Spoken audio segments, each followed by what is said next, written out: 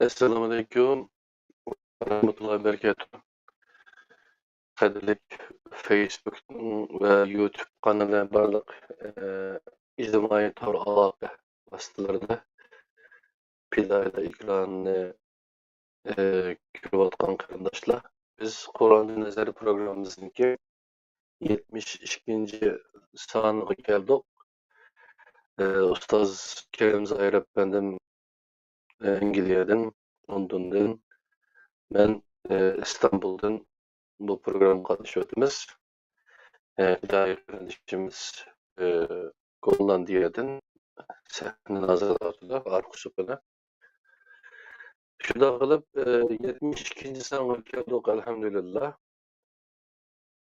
Selamun aleyküm ustazlar, hemen yaşlandığıma. Şimdi bugünkü evimiz iman, itikat ve müstakillik. Bunun da kısaca bir düşündürüşte de İman, itikat ve müstakillik. Müstakillik her bir şarkı Türkistanlıkның nazarida hemmeden ünümlük zürriyettir. Şundaqla iman ve itikat mu her narsada a'la ve muhimdir. Reallik bizga şundaq deydi ki, vatanni tajovuzchilarning mustamlikasidan qutuldirish, millatni ummat haqiqining qo'lliqidan qutuldirish ve birbirinden muhim ve ciddidir. Biz üçün vatanni mustaqil qilish bilan millatni hur qilishning har ikkilisi ulug' vazifalardir. Bundaqda iymon e'tiqodning mustaqillik turishi bilan bo'lgan munosabati qanday? İman ve e'tiqod zodi qanday bir uqum? Ummat degancha nima uchun bizdek bir qavm imon e'tiqod nomidan ummat tuzuqining qurboniga aylanib ketdi? Bu ümmet markası zade kimning foydasiga yarayotir? Mustamlikadan qutulish va mustaqillik yo'lida izlanish qilayotgan bizlarga iymon e'tiqod asqatqanmi? Qanday qilganda iymon e'tiqoddan unumli manfaatlanamiz? Qatorli savollar mana bizning bu 72. Qur'on nazar programmamizdagi savollar qarindoshlar. Mushu temada Ustoz Kerim Zoir efendi bilan Qur'ondan nazar tashlaymiz. Rahmat ustoz.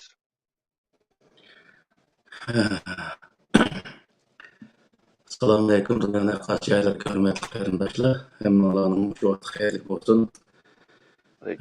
Qarindoshimiz Abdulaziz degandek, hozir bu Qur'on nazar programmamizki 72. soni iman, e'tiqod ve mustaqillik mavzusida qarindoshimiz bir savol va tushuncha nima o'tirib qo'ygan bo'ldi. Hem iman, e'tiqod sohasida biz o'tgan sonlarimizda hali keng kushada to'xtalgandik.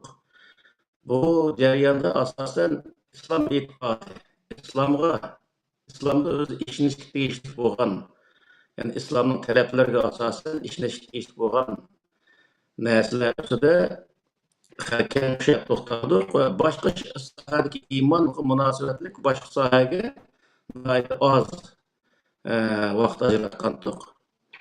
Endi bugun yana iman, e'tiqod ve mustaqillik, yani iman ve e'tiqodniki mustaqillikla bo'lgan munosabati.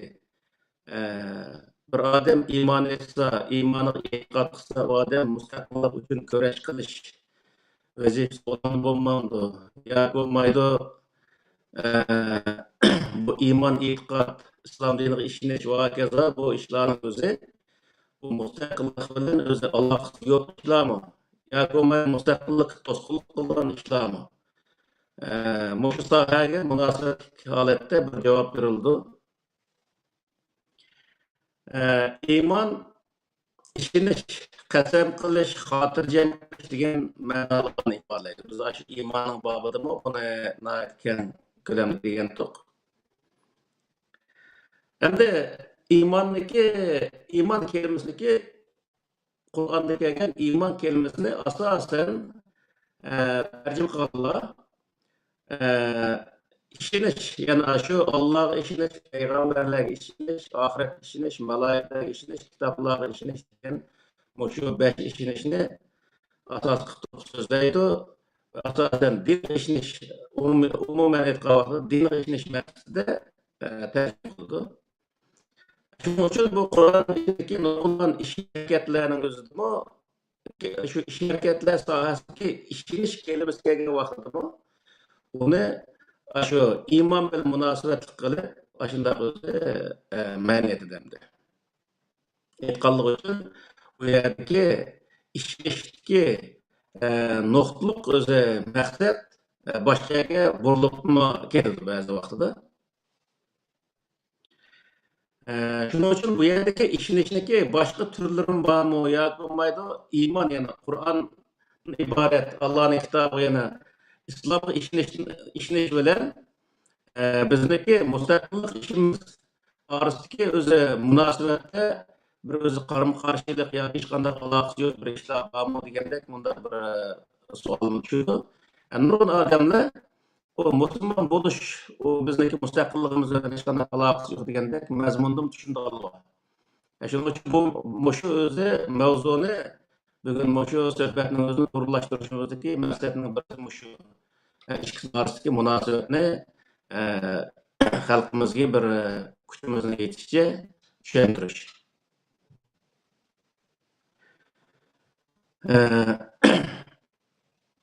Qur'oni Karimda nurg'un yerlarda misol iymon kelimasidan keyin sadoqat kelimasi keladi. Sadoqat kelimasi kelgan vaqtida iymonga sodiq bo'lish, ya'ni ishongan narsaga sodiq bo'lish ma'nosida ishlatiladi. Misol Estaiz billah Sura Baqara 41-oyatida وآمنوا بما أنزلت مصدقا لما معكم ولا تكونوا أول كافر به ولا تشتروا بآياتي ثمنا قليلا وإياي فاتقون. Müşahit özümü ben tushungan narsaga ishoninglar. Musaddiqan uni tasdiqlagan asosda deb o'zi uni g'ayriz ishonmaydigan odamlarga birinchi o'qimanglar meni oyatlarimni kishilarga pullik sotmanglar degan maqsadda mushayatni shuni bayon qiladi. Bu yerga amanu kelimasidagi oxirida musaddiqan kelimasi keladi. Nurg'un musaddiqan deb keladi. Yani bu o'zi nimani bildirsa, har odam bir narsaga ishongandan keyin uningga o'zining sadoqatini bildirish buni muhim o'ringa egallaydi. Sadoqat asosan e'tiqod bilan munosabatli bo'ladi. E'tiqod bog'lanish degan ma'noni bildirdi, iymon ishonish degan ma'noni bildirdi. Ishongan narsaga chin bog'lanib, u shu ishongan narsa bizni qamrashga bo'lsa, shu ishqa sadoqatmanlik bilan menish, uni sadoqatmanlik bilan, samimiylik bilan ijro qilish bu nihoyatda muhim o'rin egallaydi. Shunga o'zi bir narsani bilish, bir narsani o'rganish yoki bir narsaniki ahli bo'lish bu bir masala.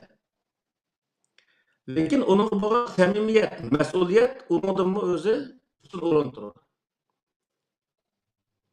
Har qanday narsa bilib qo'yish kifoya qilmaydi.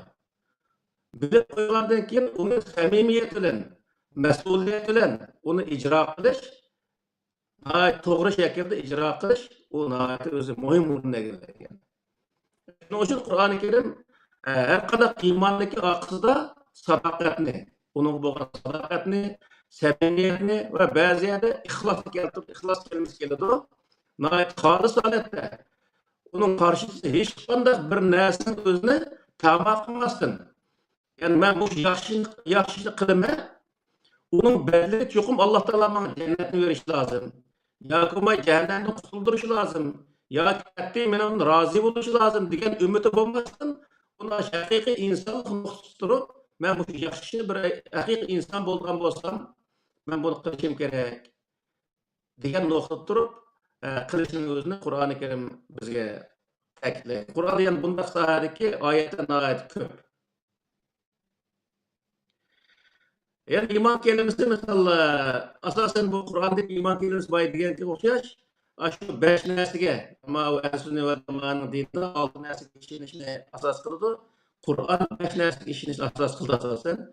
Bu Qur'onda Sura Baqara'dagi 285-oyatda amana rasulu bima unzila ilayhi min rabbihi vel mu'minun kullun amana billahi ve malaikatihi ve kutubihi ve rusulihi la nufarriqu beyne ahadin min rusulihi ve qalu sami'na ve ata'na ghufranaka rabbana ve ileykel masir degan ayatning o'zimi Allah'a, malaiklarga, kitoblarga, Allah'ın elçileriga ishonish ve ularning hech birsiga ayrımchilik qilmaslikni buyurgan. Qur'oni Karimdagi ishonish bundan qol. Yani hech bir payg'ambar bir payg'ambardan yuqori bir kitob, bir kitobni o'zi mukammal deydigan bundaq holatda ishonishni Qur'oni Karim cheklaydi. Qur'ondagi bu iman nimasi mushaqanli. Yana Sura Baqara'dagi 25-oyatida "Beşşirellezine amenu ve amilus salihati enne lehum cennatun tecri min tahtiha'l enhar" degan ayatning o'zidimi iymon keltirganlarniki bir odam iymon bir narsaga ishonib qo'yish yetamdi degan vaqtda ishonib qo'yishniki yetmaydiganligini. O ishongandan keyin u ishongan narsani amaliyotda yaxshi ish bilan namoyon qilgandan keyin u iymon bir ishga yaragan bo'lganligini Qur'oni Karim bizga bayon qildi. Yani bir odamniki Allah'a, malaikalarga, kitoblarga, payg'ambarlarga, oxirat kuniga ishonib qo'yishi bu bir masala. Onun sadoqatman, sodiq bo'lishi u nihoyat muhim, yana ikkinchi bir masala. Sodiq bo'lish, ya'ni shu ishongan narsani amaliyotda yaxshi ish bilan ifodalash masalasi. Buni ifodalagan vaqtda bu odam o odamning ishonganligi rost bo'ladi degan gap. Yani bu yuqorqi shu ishonch hamda bu iymon kelimasidagi ishonish ma'nosiga asosan nurg'un oyatlar va faqat 3 ta oyat keltirib qo'ydim. Bu faqatla musulmonlarniki islom doirasida narsaga ishonish ko'rsatadi. İslam doirasida islom ko'rsatgan doirada ishonish tegishli bo'lgan narsa bu 5 narsaga ishonish ve onundaki narsalarni, yani buyruqlarni icra qilish samimiyati bilan o islom doirasidagi ishonish ve amal qilish bu hisoblanadi. Yani hozir bu masaladagi ikkinchisi e'tiqod. E'tiqod boy deganga o'xshash bog'lanish degan ma'noni bildirdi.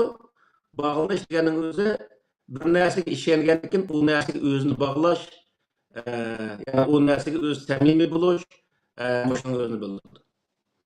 Her qanday inson o'zi ishongan, o'zi qilmoqchi bo'lgan narsalarga bog'lanish va uning sadoqat bilan bo'lish va uning mas'uliyat tuyg'usi bilan o'zi harakat qilish u odamning haqiqiy e'tiqodi shu ish bo'lgan e'tiqodning samimiyligini ko'rsatadi. Qur'onda bir qancha oyat bor, ammo Sura Baqara'dagi 89-oyatida "La yu'axizukumullohu billahi fi aymanikum walakin yu'axizukum bima aqadtum ayman" degan oyatning o'zi deydi Alloh taolo. Ve qasam to'g'riliq bayon qiladi. Bu turk tilida nadijiq vallahi billahi degan nadijiq qasam qilgan ishlari var.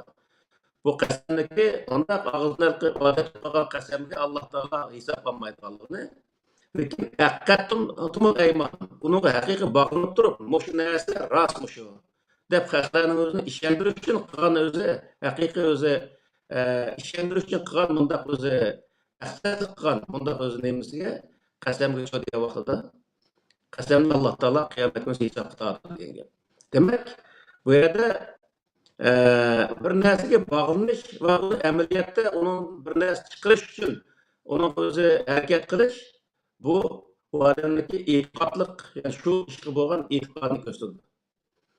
Yani bizde İslam e'tiqodi deb qaraymiz. İslam e'tiqodi deganning o'zi islomga ishongan odam o'zini shu islomning prinsiplariga bog'lashni ko'rsatadi.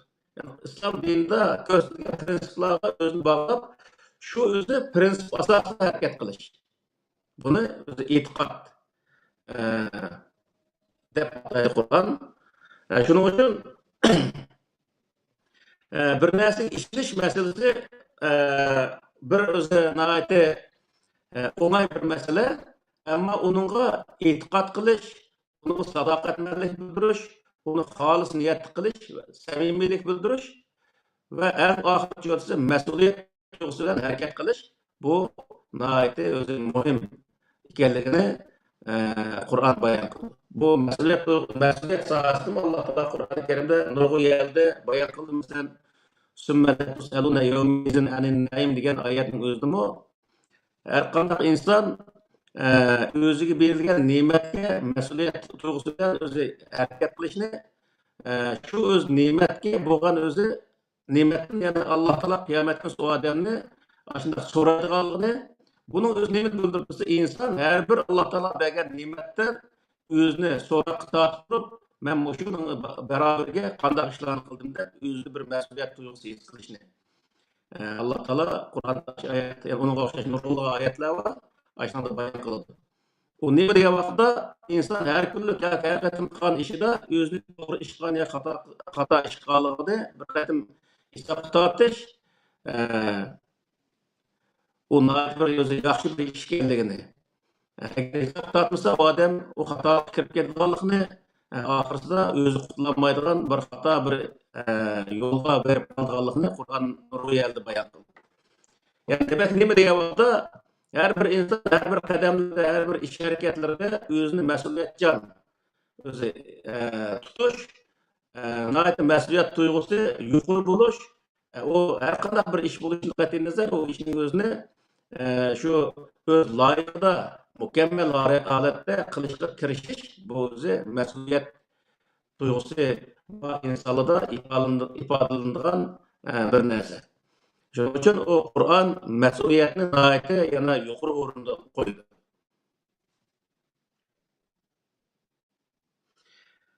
Endi uchinchisi nima degan vaqt, uchinchisi bu mavzuniki, bu uchinchisi mustaqillik. Mustaqillik degan so'zning o'zimi o'ziga o'zi xo'ja bo'lish deganlik bo'lib, u bir territoriyada yashaydigan insonlarniki o'rtaq nishon ostida bir yerga kelib, shu o'rtaq nishonda bir-biri bilan hamkorlashib, bir fikr bilan, bir nishon bilan bir yerda o'zi mustaqil yashashni o'zini bildirdi.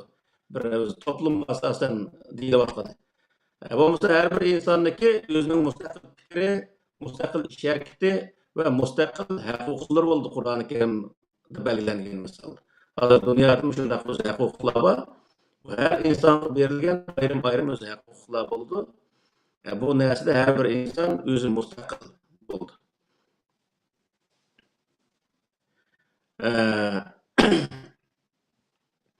Endi Qur'onga asoslangan vaqtda biz payg'ambarlarni misolga olsak, payg'ambarlar nima chiqqan insonlar degan vaqtda payg'ambarlar insonlarni ikki dona mustaqillik uchun kurash qilishga chaqirgan insonlar. Birinchisi ideya jihatdagi mustaqillik. Bu nihoyatda muhim bir narsa.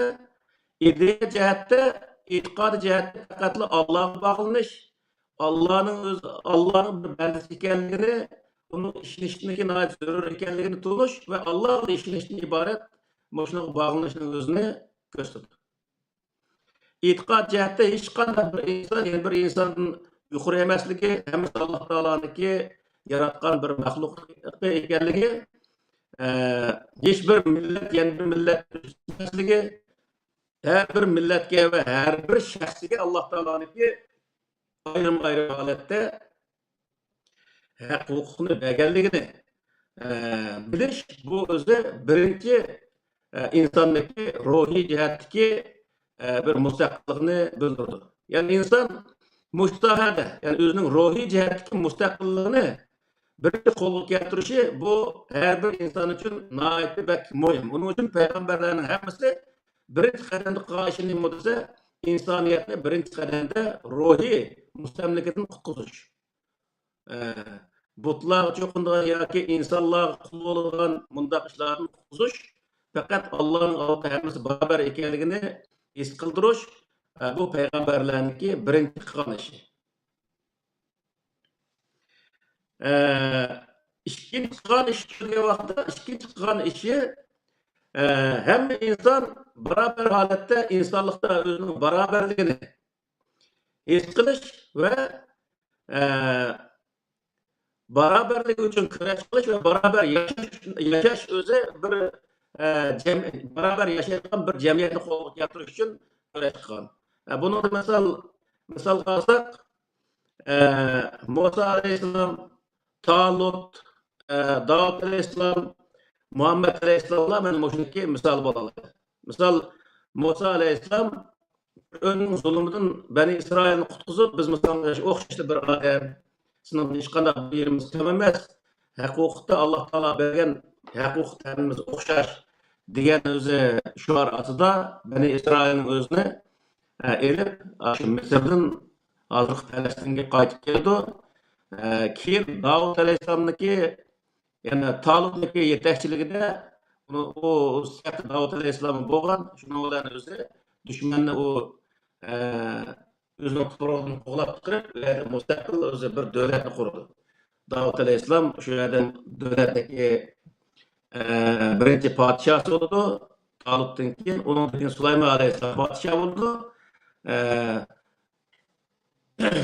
Payg'ambar alayhissalomni Makkadan Madinaga kelgan chog'da o'zi huquqni o'zi tutdi, siyosiy va ijtimoiy diniy huquqlar hammasi Payg'ambar alayhissalomning qo'lida bo'ldi va 10 yil kurash qilish jarayonida shu yerda mustaqil davlat qurdi.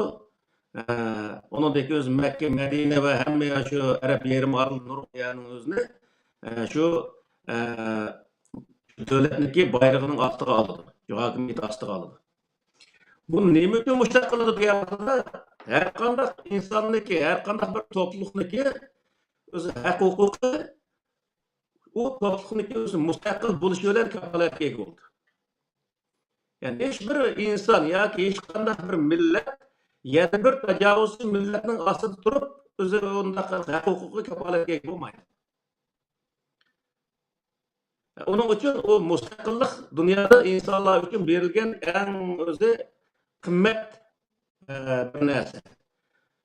Uniki birinchi qadamlardan boshlangan vaqtda yuqorida aytganimizdek insonlar ruhiy mustaqillikni birinchi qo'lga keltirish lozim. E'tiqodiy jihatdan mustaqillikni qo'lga keltirish lozim.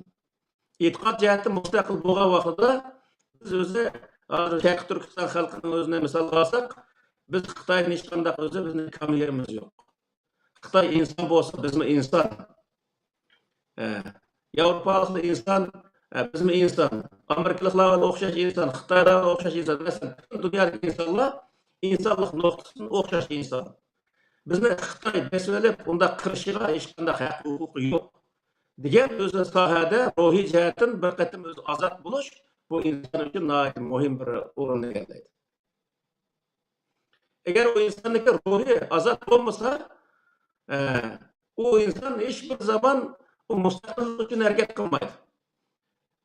Harakat qilish orzusi bo'lsa, masalan, bizdagi insonlarimizda ko'pchilik shunday narsa bor. Men ona bazavotna shu nevama tegdi bunday gaplar.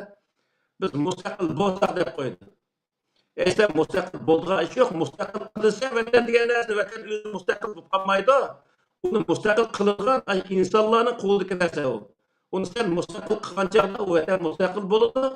Oddiy sen shu mustaqillikka erishsa, uni degan senga barlig'ing, ya'ni sening insoniy huquqing barlig'i zaten kafolatga ega bo'ldi. U yer o'z madaniyating, tiling, yezig'ing, urf-odating, hamma narsa iffat nomusingni tortib barlig'ing kafolatga ega bo'ldi.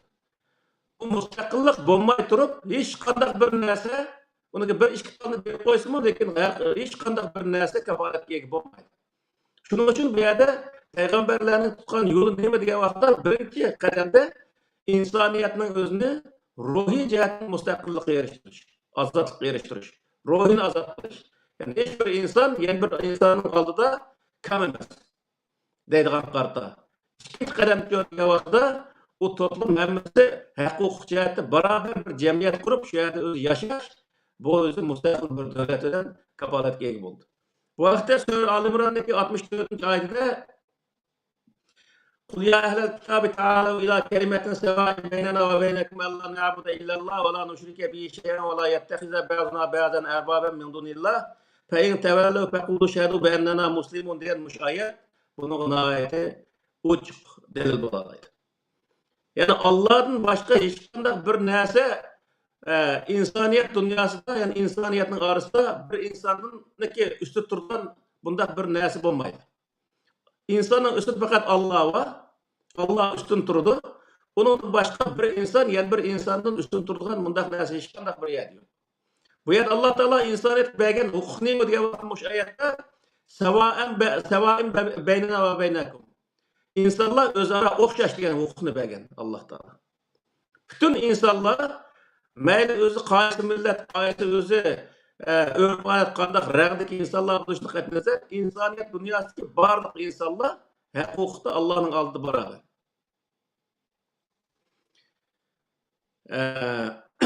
Hem de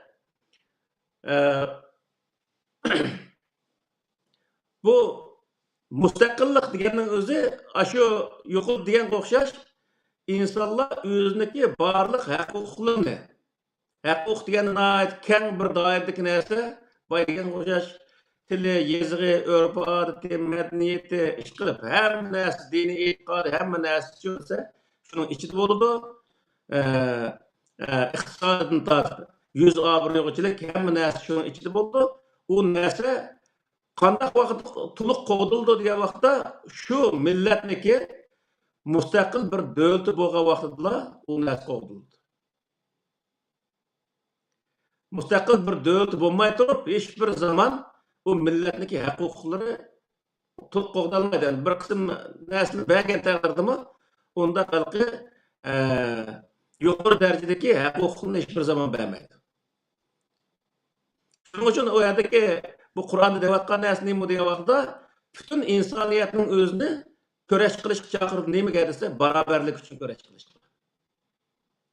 Bütün insoniyat dunyoda o'zi barobar biz hammamiz hiçbir insan yani bir insanın o'zi yuqori emas yoki tuvan emas deb shu barobarlikdan iborat bu kurash bu shuar uchun kurash qilishga insoniyat chaqirdi Qur'on.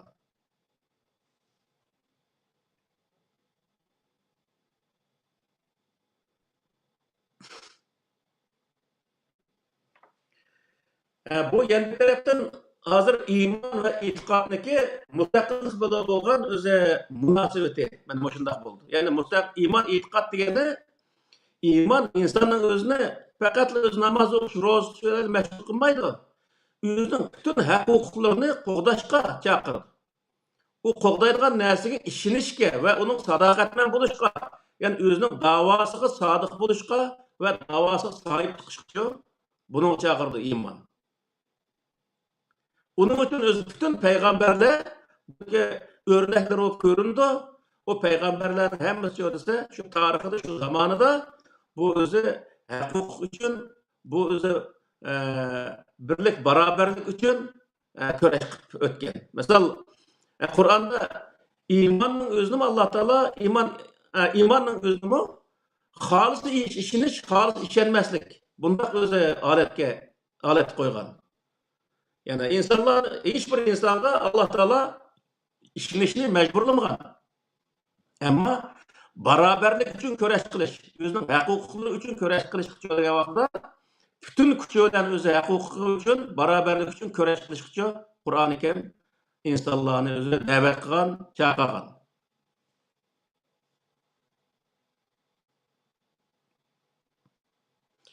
Bu yerde imanın yan bir özü nemesi, yan bir özü ma'nisi, yana şu özündeki qilmoqchi bo'lgan ishini bildirdi. Bu yerda Qur'ondagi Sura Al-İmron 39-oyatida va tahinu va la tahzanu va antumul a'launa in kuntum mu'minin degan bir oyat var. Siz o'zi g'am qilib, qayg'urib o'tirmanglar. Ve entumul a'laun in kuntum mu'minin. Siz haqiqiy ishonadigan bo'lsanglar, oliy bo'lasizlar. Yani en ahırkı gayegiço, en yüksek gayanlıgiço yete alaysı deydi Allah Taala. Bu nimin öldürürse bu özü her bir insan özüneki kımmakçı bolgan işi işiniz. Yani biz hazır Şarkı Türkistan halkı Şarkı Türkistan'daki müstakillik için, onu müstakil kıldığanlığımızga tuluq işiniz. İşengenligi onun sadakat bilen, samimiyet bilen, mesuliyet bilen özü köreş kılış bu özü işentiniki nemesi olur endi. İşentiniki kol yaptırgan netisi oldu. Ama insanlarınki keşi dua tekbir kılıp ey Xuda man anıqıp be, manıqıp be, ey Xuda ababil kuşunun özünü düşürüp aş kafirinin özüne yok qıp be, onda dua kılıp yığlap olturuşunu Allah Taala Kur'an nima aytsa muş ayetning özüde vala tahinu degan ayetning özüde acizlik, kerakkenmeslik, poqosaqlik deb o'zi bayon qiladi bu yerda. Sen o'zi u yerda yig'lab qaqshab o'ltirmasdan sen shu vataningning mustaqilligiga düşmanınki seniki huquqlarini dafsanda qilganligiga haqiqiy ishongan bo'lsang, shuning uchun sen o'rnidan turib kurash qilishing kerak deydi. Hech qanday bir ish duo takbir bilan hal bo'lmaydi. U duo takbirni qilgan odam bir duoni qilgandan keyin shu duosiga loyiq harakat qilmaganchilik u ishni u quruq duo hech qanday huquq yarmaydi. Yani Qur'onda payg'ambarlar duo qilgan vaqtida misol İbrahim alayhissalom duo qilgan duolari bor. Aşı Kabe'niki oğlunu kopurvatkan vaqtida ey Xudo, mushu o'zi Kabe'ning o'zini insonlar manfaatli mushunday o'rin qilib bergin deb o'zi duo qildi. Bu duo qilish usuli. Yani bir odam bir ishni qilgan bo'lsa qilib o'tib yoki qilish oldida men mush ishni qilmoqchi, mush ishni insoniyat uchun menga va insoniyatga foyda qilib bergin deb duo qilish u to'g'ri bir duo bo'ldi. Lekin ey Xudo, insoniyatga bir yaxshi bir ishni qilib bergin, anda qilib bergin, manda qilib bergin deb duoni qilib qo'yib, uning degan oxir so'zi hech qanday uning amaliy ish qilmay o'ltirish, u o'zi duosi xiyonat qilgan bo'ldi. Alloh taolo bundaq duo qilganiki duosidan ham hisob oldi qiyomat kuni. Qur'onda o to'g'ri nima deydi degan vaqtda sizlar lima taquluna ma la taf'alun deydi. Kaburat indallahi maqtan degan o'zi oxirgi oyatni ko'zi. Sizlar qilmaydigan narsaga nima uchun deysizlar o'zni? Sizlar qilmaydigan narsani deganligingiz uchun u Allohning oldida jinoyat hisoblanadi deydi. Shuning uchun bu yerda nima qilishimiz kerak degan vaqtida biz o'zimizdagi ishimizga o'zimiz sahib chiqishimiz, yani ega chiqishimiz lozim. Uni bütün kuchimiz bilan qo'llab-quvvatlab, uni harakat qilishimiz lozim. Kuchimiz bilan, pulimiz bilan, aqlimiz bilan harakat qilishimiz lozim. Uni sodiq bo'lishimiz lozim. Uni buqasun, yoki mustaqil bo'lsin vatan deydigan o'zi nima xiyol bilan emas, mustaqil qilimiz o vatanning o'zini degan o'zi niyat bilan haqiqiy harakatga o'tgan vaqtimizda undagi o vatanning o'zini mustaqil qila olamiz.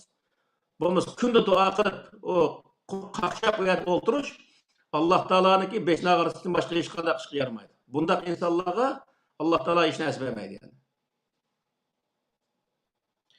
Yana o'zi Qur'oni Karimdagi Asr surasining o'zida velasfe innal insana lafi khusr illa allazina amanu va amilus solihati va tawasaw bil haqqi va tawasaw bis sabr degan mush oyatning o'zida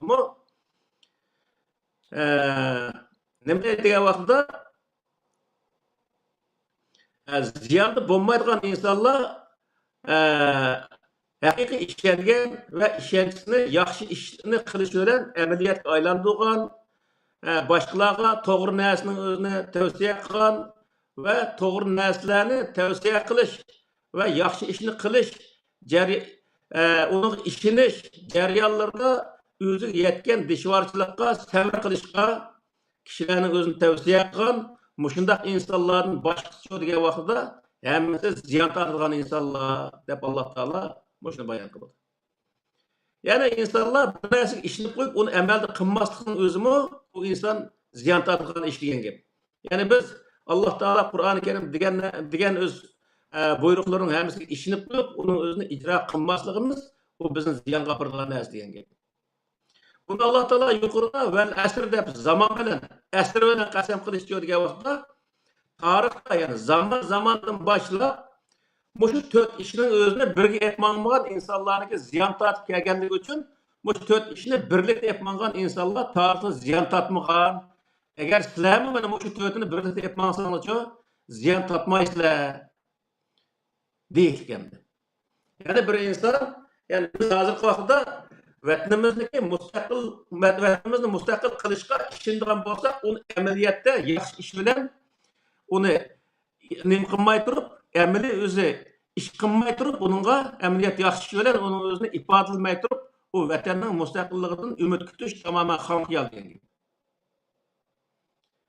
Buningda o'zimizga nurg'ulg'an o'z qiyinchiliklar yetdi.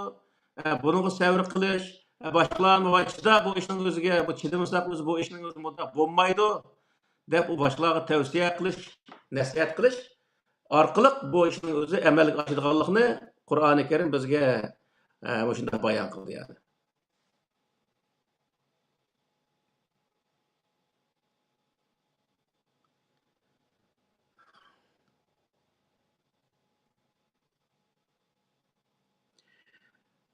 Hamda yuqorida iman e'tiqod va mustaqillik hamda mustaqillik bilan iman e'tiqodniki munosabati haqida bir qadar to'xtalib o'tgan bo'ldik.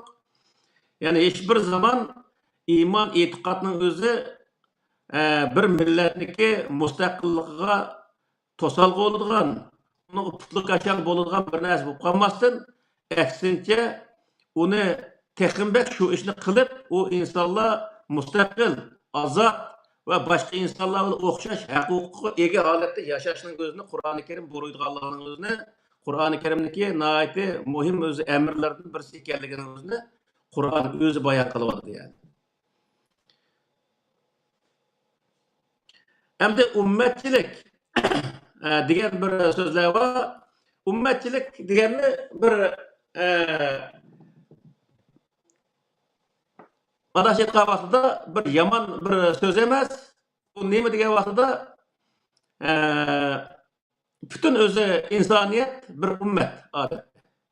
Faqat musulmonlarla bir ummat emas, butun insoniyat hammasi bir ummat, bir o'zi insonlar ummati u hisoblanadi. Endi buning ichida do'st dushman degan o'zi so'zlar bo'ldi masalan. Bu vaqtda nima degan vaqtda ummatchilikning o'zini hozirgi vaqtda bizniki hozir bu yerda o'ttirib islom ummatchiligi. Bu islom ummatchiligini o'tirib qo'yish orqali u mustaqillik davosini oxir chekindirgan yoki kurashning nishonini boshqa qaydirayotgan bunday ishlarni qilish bu o'zi Alloh taoloning amriga va shu millatniki arzu istaklariga tamoman xiyonat qilganlik bo'lib hisoblanadi. Yani biz hozir dushmanimiz Xitoy Kompartiyasi deb hisoblaydi, eng kichik o'zi hisoblagan vaqtda mush o'zi dushman ochiqdan ochiq turug'lig'in biza ummatchilikni o'tirib qo'yib, undan bizga hech qanday aloqasi bo'lmagan bir yerga berib, ashada o'z kurash qilishimiz bu butunlay Qur'oni Karim o'tirib qo'ygan prinsipga xilof bir ish.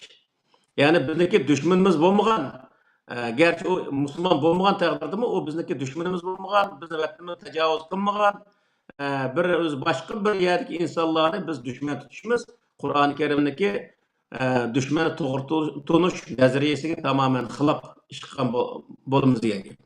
Yani Qur'oni Karimda dushman degan qanday bir narsa o bir millatdagi dushman qanday narsa degan vaqtda u millatga hujum qilgan, tajovuz qilgan u o'zi shu millatning dushmani. U qaysi din, qaysi e'tiqod, qaysi millat bo'lishidan qat'iy nazar sizning vataningga tajovuz qilgan har qanday bir tajovuzchi sizning dushmaning bo'lib hisoblanadi. Yani biz musulmon bo'lsak, yani bir musulmon davlatning o'zi bizga tajovuz qilsa-mu, u davlat bizning dushmanimiz bo'lib hisoblanadi. U e'tiqodi o'ziga u yerda dushmanlik Qur'oni Karimdagi belgilanishi tajovuzchi sizning dushmaning deylik. Tajovuz qilmagan bir insonlarni, bir millatning o'zini qaysi e'tiqod, qaysi o'zi millat bo'lishidan qat'iy nazar onun özünü düşman tutuş, Kur'an-ı Kerim kösetken düşman tutuş özü nezariyesiga, prinsiplere tamamen karşı. Yani zıt geldi yani. Yani bu özü bir cinayet hesaplandı. Hem Kur'an-ı Kerim'de özü oturup koygan düşman tutuş nezariyesinden düşman tutuş nezariyesi tamamen karşı olgan oldu. Şunun için bu yerdeki milletinin özünü ümmetçilik bazarına iştiriş arkalı bütün insan bütün Müslümanlar bir ümmet ve oturup kayada özü kaysı bir Müslümandaki bir düşmanı iş çıkarsa aşağıya yügrep verip u yerde özü uruşup u yerde ölüp bergen mundaq işlerini kılışının özü bu özündeki düşman toğrutunu yanmaganlık ve köreşinin özünü hata kılganlıktan ibaret bir iş boludu. Bunda hata köreşkan adam Allah'ın aldığında özü Vallahu la yuhibbul mu'tedin diyen özü ayetler var. Allah Teala tecavüzçileri yaxşı görmeydi deydi Allah şunun için bu yerde bizge hech qanday hujum qilmagan bir millatni berip dini noktadan aşırıdaki düşmanımız da oturup onu hücum kılış biz onu tecavüz qilganligi hesaplandı. O vaqtda özü Allah Teala bizni bunda kılmışımızın özüne hiç bir zaman yaptırmaydı. Yani bunda işlerge Allah Teala ahırsız diyor vaqtda kıyamet günü hem onun cezası oldu. Şunun için bir yerde dini sahadaki insanların kallasını silkip etiş gerek yani. Zaten kallasını silkmeydi bu adamın ovağı. Kallasını silkip etiş gerek. Düşman diyen kandak neyse digenin özünü Kur'an-ı Kerim'den izleş gerek. Eğer özü düşmanı doğru tanıyamagan olsa o düşman doğru yakınması gerek onu adamda. Bilmegendeki.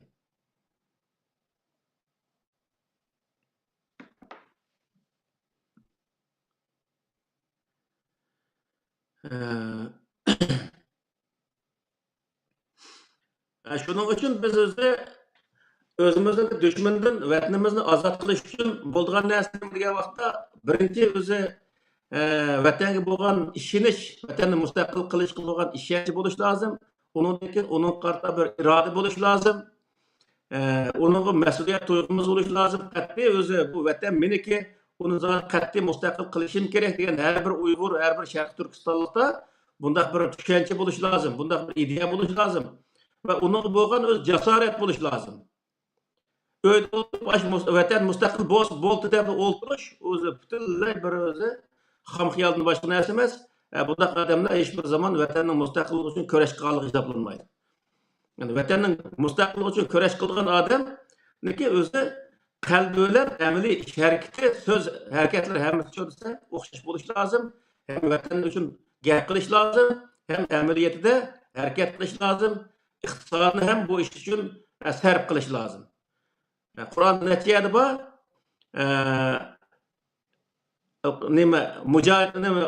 Allah yolunda cihat kıldıgan, köreş kıldıgan şu musafirler kandak kıldı diye vakti ular özü melini cenini ayımaydı diyen bir ayet var Kur'an'da. O ne diyen bu vakti biz hoş musafirlik vatanı sırtında şu tapkan teginimiz ve cenimizde başka işimiz yok. Aş iki tal nesini ayımığa vakit diye vakti vatanı azat kıldı oldu diyen.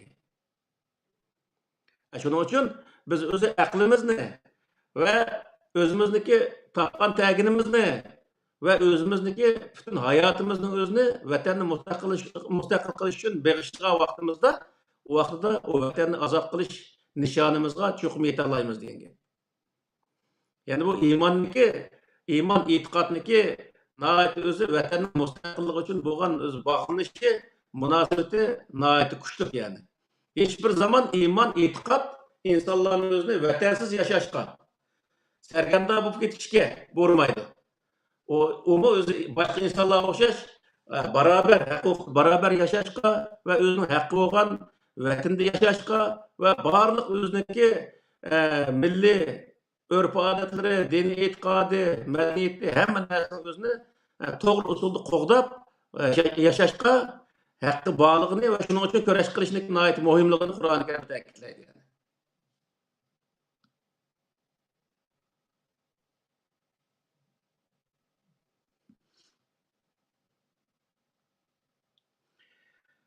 Hem de bu nemenin içinde yana layakat, salahiyet degan to'g'riliqmi bir so'zlar bor ekan. O to'g'riliqmi az o'sini to'xtaydi. Aslida bundan burungi bir suhbatda layakat, salahiyet to'g'riliq bir to'xtalgandik. Shunday bo'lsin, yana bu yerda az olsun to'xtalib qo'yaylik. Salahiyet deganning o'zi her bir inson o'ziniki bilgan, o'qigan narsalarini haqida o'zi ish qilish, ya'ni shu nimani o'qigan bo'lsa, nimani bilgan bo'lsa, shu sohada ish qilish u odamniki shu ishga bo'lgan layoqatini o'zini ko'rsatadi. Ya'ni bir insonniki bir ishni bilishi, shu ishni qila oladigan bir salohiyatga ega bo'lishi u odamniki shu ishda salohiyatli ekanligini bildiradi. Bir odamniki bir sohada o'qib qo'yishi butun sohaga layoqatli bo'lishini bildirmaydi. Yani bu saha, yani bu bütün işe layakatlik bo'lish ishlari bizda nayt ko'p yani. Bo'libmi diniy sahadagi insonlarga nayt ko'p. O'zi bir o'zi Qur'onni yodlab qo'ydi, yoki bo'lmaydi 6-5 pora o'zi tafsir o'qib qo'ydi. Ondan keyin bütün sahaga chetkirib, ondan keyin o'zi bütün narsalarni bildirib qiyafat kishi oldi. Hazır tarix mutaxassisi bo'lgan, hazır o'z fizik mutaxassisi bo'lgan, hazır o'z siyosatchi bo'lgan, hazır o'zi astronomchi bo'lgan, hazır o'z iqtisodshunos bo'lgan, dunyoda bilmaydigan narsa yo'q.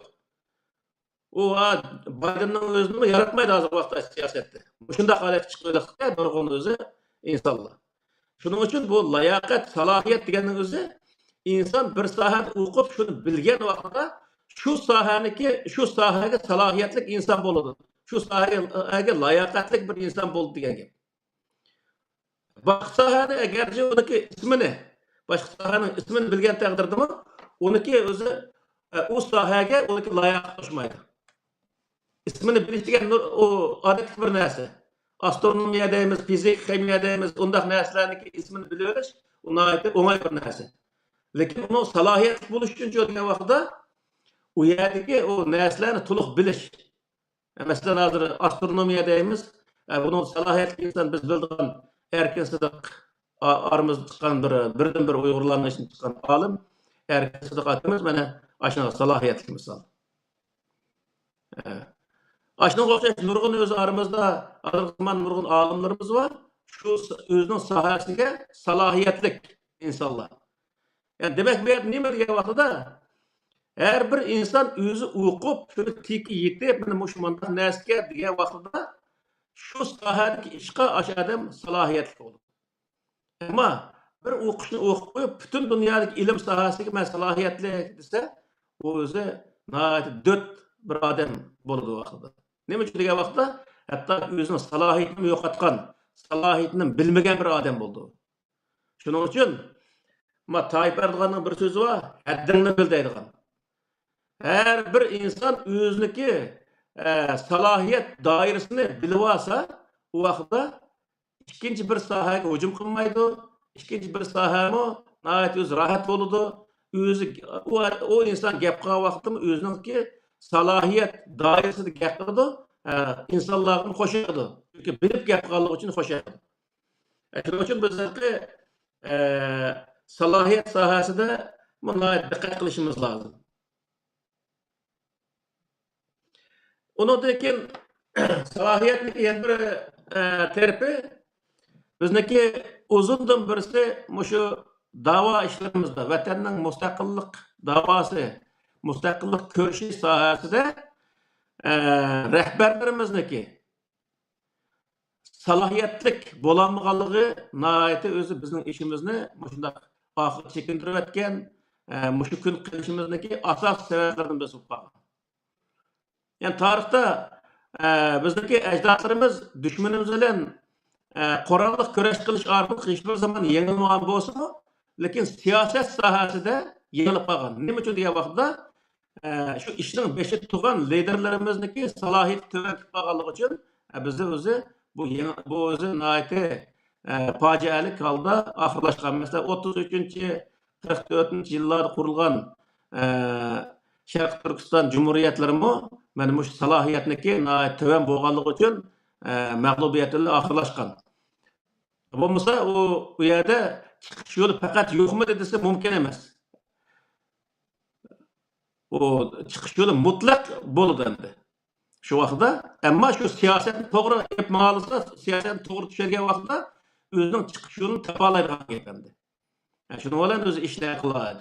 Misol, o'z vaqt Mustafa Kemalni misol olsak, butun Turkiyani talon-taroj qilib, hammani o'zini yeyotib pazlagan vaqtni o'zidimi Mustafa Kemal siyosatni to'g'ri yapmaganligi uchun Turkiya Cumhuriyetini saqlab qolgan oxirsida.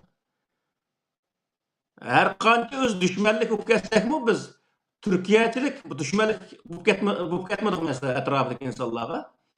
Ammo shu 1870-yillar, 60-yillardagi Yaqubning zamonlarida strategiyani, siyosatni xato etmaganligimiz uchun shuni bilan o'zi bizniki tamamen vayron bo'lishimiz shu siyosatni xato etmaganlik sababidan bo'ldi. Shuning uchun bizniki bu millatning beshiga kelgan liderlarimizmi shunday o'z salohiyatli bo'lishi lozim. Agar o'zi to'liq salohiyatga ega bo'lmagan bo'lsa, atrofiga nurg'un ashula salohiyatli insonlarni yig'ish orqali ashula maslahatlashib ish qilishi nihoyatda muhim. Shu vaqtda biz o'zi ishimizni g'alaba qila olamiz. Ikkinchi tarafga o'tgan vaqtda ikkinchi tarafı xalqimizda bor. Xalqimizda kim o'zi to'rt og'iz quloq qo'shaqida gap qilib qo'ysa, shu tarafga yig'ib ketadigan bunday ishlar bizda mavjud. Maqsad vatanning mustaqilligini maqsad qiladigan bunday bir kallada turishimiz lozim. Qanday vatanni biz mustaqil qilamiz degan o'zi tushuncha bilan turishimiz lozim. Bir odam jannatni va'da qilib qo'ysa, yo jahannamni qutulganini va'da qilib qo'ysa, yoki Alloh roziligini o'zini va'da qilib qo'ysa, g'ibtlar shu tarafga o'tib ekan, yana bir taraf dushman oyda qilib o'zimiz tarafga qoral tanglaydigan bunday ishlarni qiladigan ishlar bizda nurg'un uzundan birisi o'zi davom qilib kelgan bir ish. 33-yilda misol majmuaga Tunganning o'zi ashadini xalif qurum, shu xalif qurum degan bir eg'iz gapning oqisiga kirib minglagan Uyg'urlar ashna oqisiga kirib olgan mesela shu vaqtda. Onun üstüge şu 19. asırning başlarında şu Qoram deydi, şu nemeniki Qozog'istondagi Qoram degan şu Uyg'urlar yashagan bir rayon bor ekan. Aş rayonda nurg'un Uyg'urlarning o'zini şu bolsheviklar pilmot qilib o'zi nima qildi, o'ldirib oldi. O keyin uqsaq nima ishga o'ldirib desek, bekor yig'ib o'ldirib şu Uyg'urlardanmi bu bolshevik degan bu kommunistlar din qarshi degan shunday narsa o'tirib chiqqanda ekan, shu din qarshi deb o'tirib, ashunga o'zi qarshi ideologiyada yoki harakat muqam bo'lishi mumkin bir qism insonlar shunday sababdan o'tirib o'tgan. Bo'lmasa masalan biz Qozog'istonda yashadik, shahar o'zi Abdullah Ro'zbaqov degan odamlar bo'lgan ekan, shu yerda o'zi kommunist odamlar nurg'unlagan xizmatlarni qilib Qozog'iston davlatiga nurg'ulg'an shon sharaflarni akagan odam ekan misolda. Qanday qilganda millatni qutqizib qolish maqsad emas, qanday qilganda shu dinning banosida o'lish. Bu shuni maqsad qiliqliq. Shuning bilan o'zi hech qanday natijasiz holatda angirpaytni qadrsiz shunday o'lib ketgan insonlar vatandami nurg'un shunday insonlar bo'lgan. Shuning uchun bizlarga vatan kelgan vaqtida e'tiqod hech qanday narsa o'zimizga hisob bo'ladi. Zaten Qur'oni Karimda lakum dinukum valiyin degan oyat bor. Hamma odamning dini e'tiqodi Alloh bilan inson o arasındagi ish. Boshqa inson bilan uning orasida hech qanday o'zi narsa ifodalamaydi. Shuning uchun bu vatan millatniki ishib kelgan vaqtda her qanday yani biz vatan millatning manfaatini birinchi o'rinda qo'yish bu bizniki birinchi vazifamiz bo'lib hisoblanadi. Biz o'z u yerda o'zimizning shoni shuhrati, manfaati bunday narsani o'tirib qo'ydigan, bunday odamni o'tirib chiqib qolsa, u odam aslo lider bo'lolmaydigan odam hisoblanadi. Lider hech qanday manfaat, hech qanday shon shuhratning o'zini maqsad qilmasdan faqat millatniki manfaati, vatanning manfaati, qanday vatanni mustaqil qilish, qanday o vatanni mustaqil qilish uchun bir foyda kelish. Mushundan boshqa narsani o'ylash u odamniki o'zi salohiyatiga to'g'ri kelmaydi. Agar to'g'ri lider bo'lsa. Bundaki adamniki milletinin aldıda ve bütün dünyanın aldıda hem şan şöhretlerin buldu.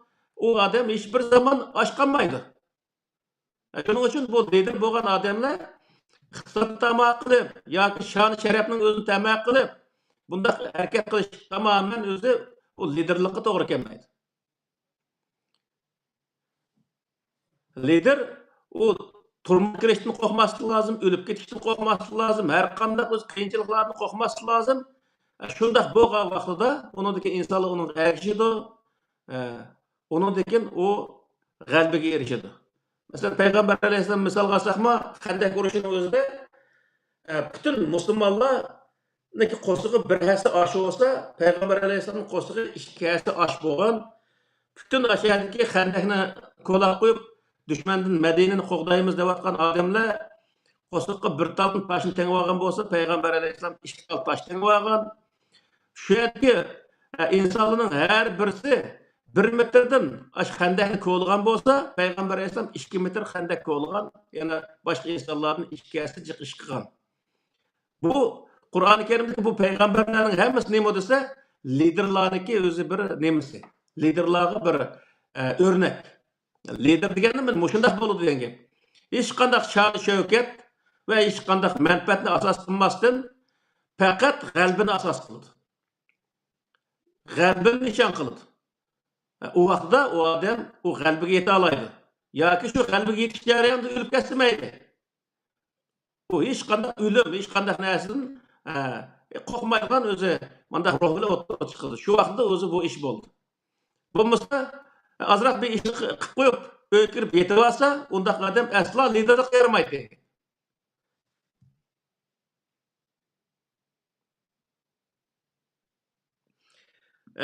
Qur'oni Karim irodasizlik, layoqatsizlikni qattiq o'zi nim qilib o'zi so'kib Qur'onda bunday bir o'zi voqealikni bizga bayon qildi.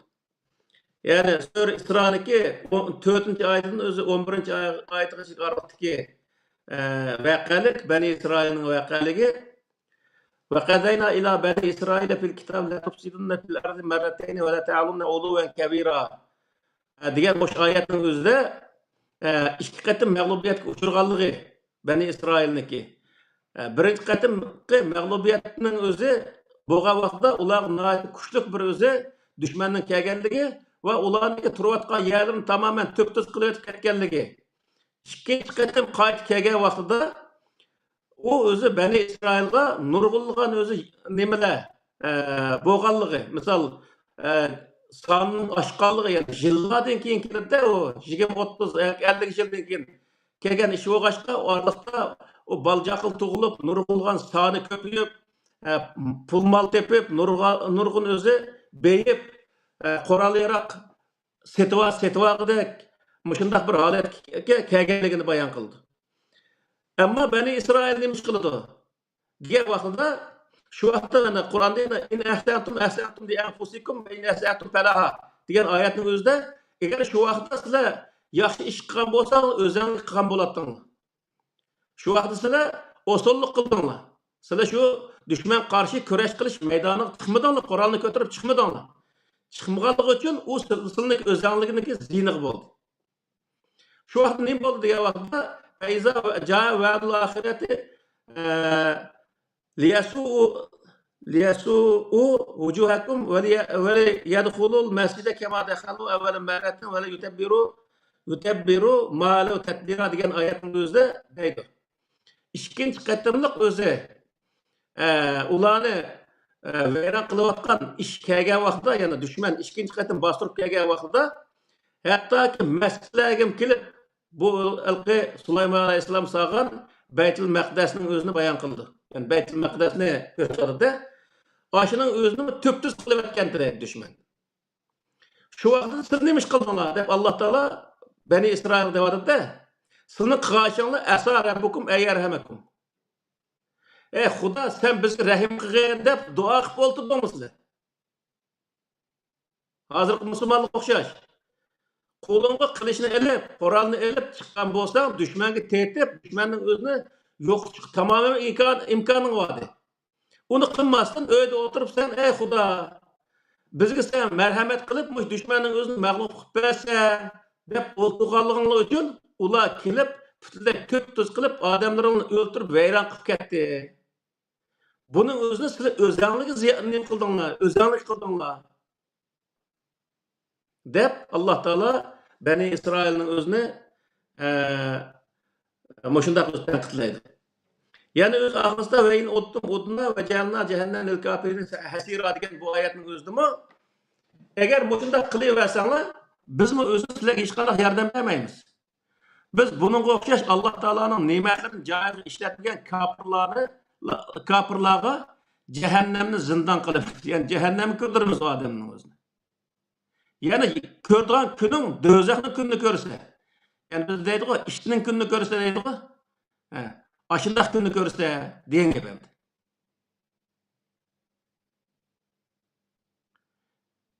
Yani Allah Teala bu şeyde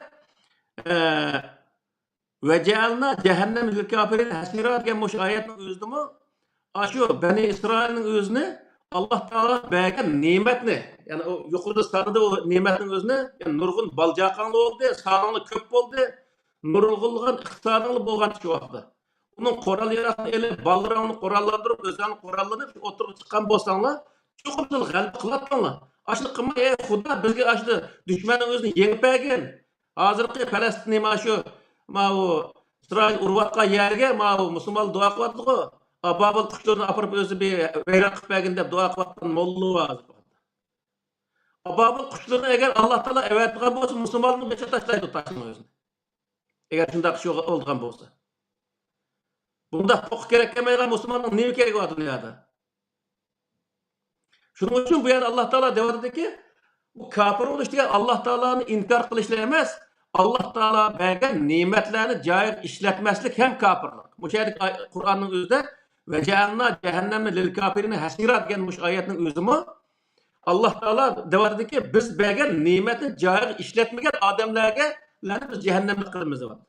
Cehennemlik kılımız diyenin özü İşinin gününü gösterimiz biz diyen gibi. İşinin gününü görürsen bu şu Allah bergen nimetin cahil işletmesi açıyor. İşinin gününü görürse diyen gibi. Bu bize olmadı mı? Oldu. Mesela pul tapqa vaqtida balalarımız yaxshi o'qitadigan, millatni g'amil qiladiganning o'rniga ko'zi ko'z qilib, to'y qilgan vaqtida necha yuz ming yuanni to'yga ishirtib, Xitoyni beytib, Xitoy shirkatlarining o'zini beytib qilgandan keyin ahirisi kelgan balo mana mushu oldu. Biz şu iqtisodni, şu ballarımızın o'zini to'g'ri odam qilib, şu ballarimizga biz tashlagan bo'lsak, bu vaqtda biz mushundaq kunni ko'maydik. Hozirgi vaqtda misol butun dunyoda ya'ni shu Osiyo, Afrika deydi asosan. Aşağısının o'zida ballarni o'qitish uchun hammasi mush g'arb dunyosi chiqardi. Hozir Oxford Üniversitesi deymiz, Cambridge Üniversitesi deymiz, aşağı 100 minglığın Xitaylar okuydu. Yılığa. Amerika'daki nurgun ataklı özü Harvard Üniversitesi deydi, aşındaki üniversitelerde 100 minglığından özü Xitay okuyucuları okuydu.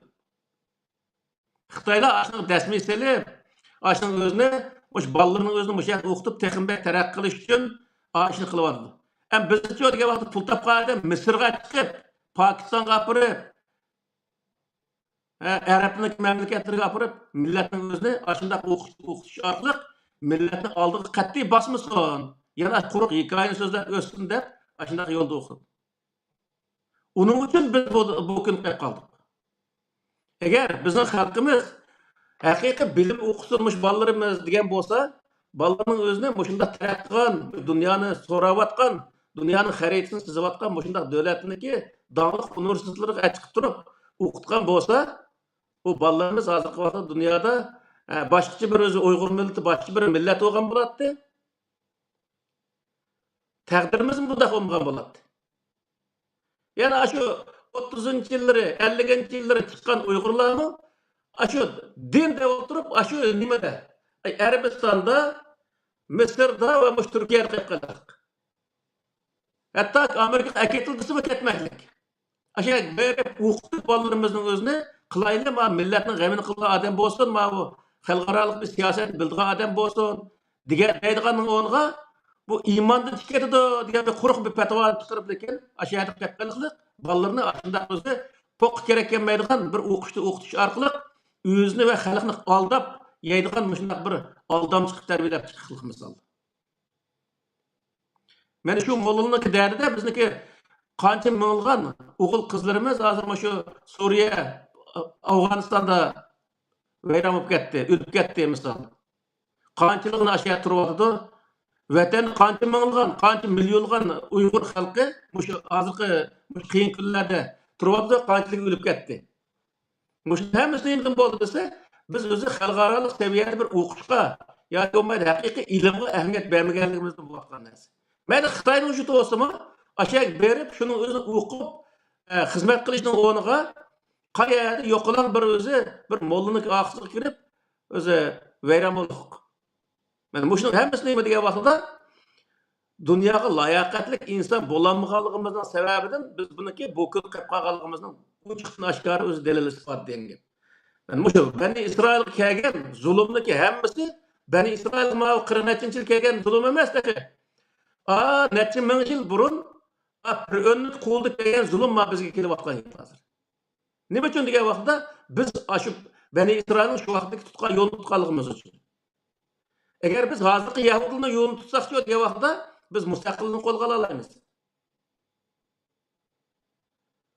Yahudilerin özündeki şu atboğullarındaki mağlup olan yollardan ibret edip keyinki vakitte andaki küçük devletniki yeni tuğan, iktisadi küçük yeri tuğan ve ilimnin yeri tuğan. Hemisi ballarını yaxşı okutkan, onun için özü yaxşı okukan bal degenin pulunu tapalaydı. Şunun olan özü millet kuchlangan hozir mana bir o'chim Isroilning o'zi 5,2 milliard musulmonni tanqir qaqishdi pashada dot pandiyat degizdik misol. Buning hammasi nima bo'ldi desa, ilm bilan bo'lgan narsa bu. Biz shu 2000 yil burunqi, 3000 yil burunqi Isroilni tatayotgan zulmni hozir tatayotgan bo'lsak, Isroil shu zulmdan ibrat elib balalarını o'qitib, dunyoga pul tepib, o'z millatini, o'z vatanini qutqizish yo'lida kurash qilganligi uchun u vatanni qurib chiqdi misol. Biz bu degan vaqtda biz hozirgi shu Yahudilarning shu Isroilning tutgan yo'lini tutsak, balalarimizni yaxshi o'qitsak, yaxshi o'z davlatida, xalqarodagi eng yaxshi bilimlarni o'qitsak, biz o'zi qat'iy mustaqil bo'la olamiz. Bo'lmasa biz ashundaq o'zi bir qaşa tamakka dua qilib o'tirgan, kech kalpan tamak qilib o'tirgan, ashundaq o'qishsaq degan vaqtda millat yo'qolib ketishdan boshqa hech qanday narsa yaramaydi.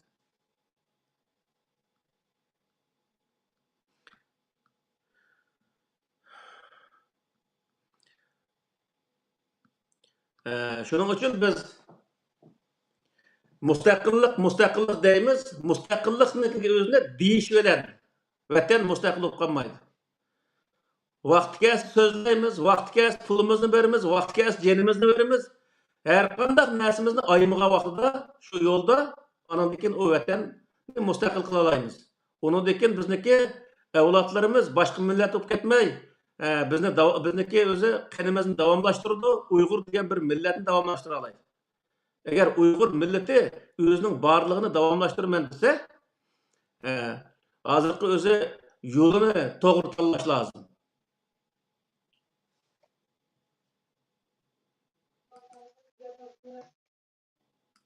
Xo'sh. Allah razı olsun. Ait yaxşı sözler verdiler. Şu ben İz romanında çıkan tamның aralarını, tamның asıllarını aşağıda saklaydı bu nümeler Uygur bayla, özün baylaklarını dep. Öz vaxtıda neçə baylağını tutup başlarını öldürüp aşılar yıkan altın, gümüş altınlarına neçə maşinada neçə küller tuşup ketkenlikini okuğandım değil mi? Belki sen okuğan buluşturur mümkün. Aşı vaxtıda bir miltikka bir koyunu tegişip aşında Stalin'den kurallarını setiverilip öz vaxtıda aşı bizdinki küreş qilgan, jihad qilgan azatlık üçün, zulümni yo'qotish uchun kurash qilgan nimalarimiz, ustozlarimiz, şehitlerimiz. Ama baylar anda saqlab qolib, oxiri uni shingsay deb ketildi onun uchun. O bir mesele. Eğer şununla Kur'an'ı setip elip mi qilgan bolsa, bizning tariximiz boshqacha yozilgan bo'ladi. Elbette. Onunki yaqinqi mezgilde vatanda masalan diniy da'vatlar, tablig'lar bekbiyep kuchayib, shuning bilan hatto oxir qalaga keldi desizlar.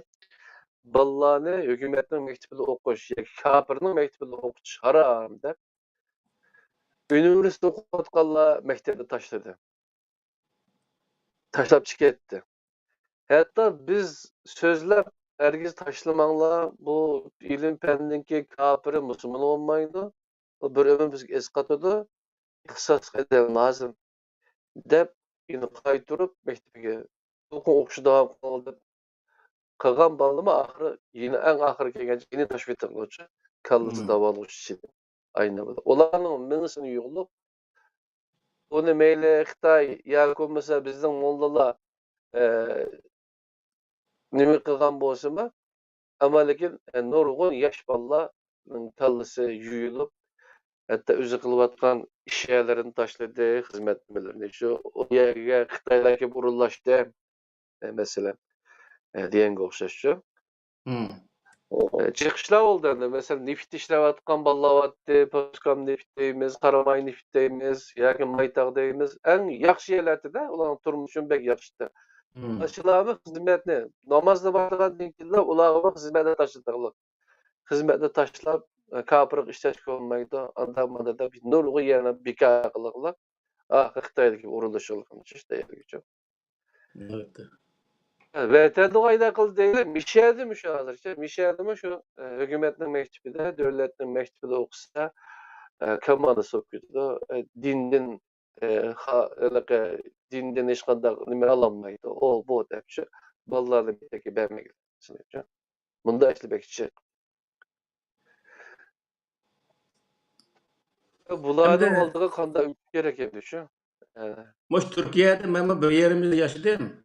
Yaşaş jarayonida nurg'un odamlar bilan ko'rishgan bo'ldim, tonish bilish bo'lgan bo'ldim. Aşılarning o'zini bolalarni nerede o'qityapsizlar desak, ya Qur'on kursi deydi, hech bo'lmagan vaqtda imom xatibda o'qitdik deydi.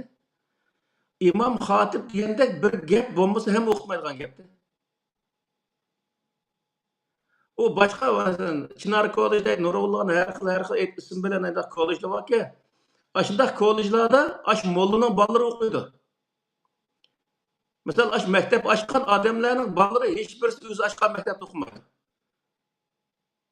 O aşı pulluk yılığa palanbay $1000'lık özü okuydu. O bitar gayr musafirni apırıp ayda biz okutatımız özü hayır halık hayalleri. İşte kuvatimizde ballarını beşini aylandırıp pul tepişindeki desmeyiz kılıp ağlarının özünü anda kıladık. Bu millet hala hazırgıçılık bu özündeki yolu tep meğalaydıgan bir halet şekillenmeklik. Meyle özü mollası olsun, mollası zaten millet sendiri işten başka hiç kandak bir işini kılmaklık. O ziyalı isim bir yakınmak yoksa mollu olduğun bir halet şekillenip kalktı hazır vakıda. O aşı dini tonuq oğrunup andakin yakılış gerek. Bundak mı akmıkan iş olamdı?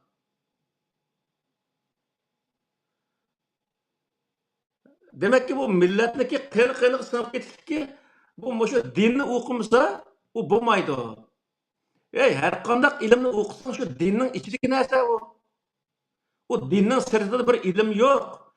O fakat oya koygan çeklimi neymi diye vakti biz ilim diyen özü bu söhbette dedik aşını koygan çeklimi neymi diye vakti her kandak ilimni doğru yol işletiş. Prensip bu. Şu prensip boyunca o doğru yol işletsen ne buldu? Kandak bilimni okusan o buluverdi. Fakat Kur'an'ı okusan, Kur'an'ı tercüme kılışını okusan, Arap'ın hikayelerini, rivayet hikayelerini okusan, ilim okukan bulup, başka nasıl ilim bulmam da o. Ağır nurgul qaytım boldu, şu Xitay'niki nimeler çıksa, Xitay'niki Cho'ng kichik 7 yoshdan 70 yoshgacha hammasi Sunziniki harbiy dastur degan ash narsani o'qiyamish. Xitoylar ashuni o'qiydi ekanda. Bizda yo'qmi u? Yusuf Pasajevniki Qutat Qubekdagi kitobini o'qisin qani. Davlat qanday boshqurdi, davlat boshliqlari qanday bo'ladi? Hamma narsa ash kitobga yoziqliq. Mushu arabning hikoyalarini o'qiganning o'rniga har bir Uyg'ur avlodi uyiga ashu Qur'onning yeniga ashu Yusuf Pasajev bilan ashu Mahmud Qashqarniki Turkitilla divonida ashu Qutat Qublikni qo'yib turib, ashuni o'zini o'qib chiqsa, odam o'zi Uyg'ur bo'ladi, ham o'zining do'st dushmanini taniydi, ham o'zi milliy madaniyat har narsaning o'zini ashuni bilalaydi. Ham ashuning o'zida davlatni qanday boshqarish bizni ata-bobamiz bizga hech qanday bir narsa qo'ymaydigan ketgan emas. Do'stimiz, dushmanimizni uch-qashqari to'ntib qo'yib, hatto toshqa yezib ketgan. Ko'pchilikning teshi tamomdi. Tarixdan buyon bizga dushman bo'layotgan Xitoy ekanligini, u Xitoy o'zi jipak raqlarni berib bizni aldaydiganligini, bu aldam xaltasiga buningdan tushmaslik lozimligi to'g'riliq nasihatlar yoziqliq. Mango toshqa. Mush o'chib ketmasin, bemanda qog'ozga yozib qo'ysam yo'qolib ketmasin deb o'tirib, tosh qo'yib turib, abadiy mush meniki o'z avlodlarim buni unutib qolmasin deb o'tirib, ashuni yozib qo'ylik. Har bir Uyg'ur avlodining o'zi shu tarix o'tgan, shunday o'zi bizniki dasturlarimizning o'zini, masalan, Yusuf Pasajevning kitobi, mana bütün o'z askari sohada bo'lsin, siyosat sohasida bo'lsin, davlat boshqarish sohasida bo'lsin, hamma sohaga yozgan bir kitob. Ash kitobni o'zini o'qisimi ham ash kitobni o'qigan bo'lsa, o'z vaqtida shu 1000 yildan beri ash kitobni har bir oilada o'qib kelgan bo'lsa, Uyg'ur millati bu kamga hech bir zaman mustamlaka tushib qolgan bo'ladi. O'zimizniki ajdodlar yozib qo'ygan ashunday dasturlarni o'qimasdan arabning hikoya cho'chaklarini o'zini o'qib, undan bu kun qilib qoldik biz. Hatto shuni amal qilma deb bu bechoralar bu holatda turiblik.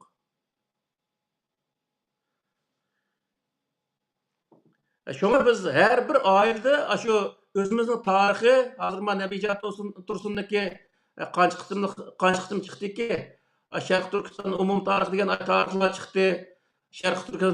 Şarq Türkistan taryhy degan kitaplar var, Uyg'urlar degan kitaplar var, Uyg'ur nomi degan kitaplar var. Masalan, bizning taryhymizga munosabatlik. Nurg'ulg'an kitaplar var. Aş kitapni o'qib, Uyg'ur degan qanday bir millatga o'ziniki milliy kimlik sohasida narsani avlodlarga bildirish lozim. Hazır mavu elifben yazgan adamdaki mavu. Bazı vaqt o kadar özü qabılık bilen nim qılgan qaldım da.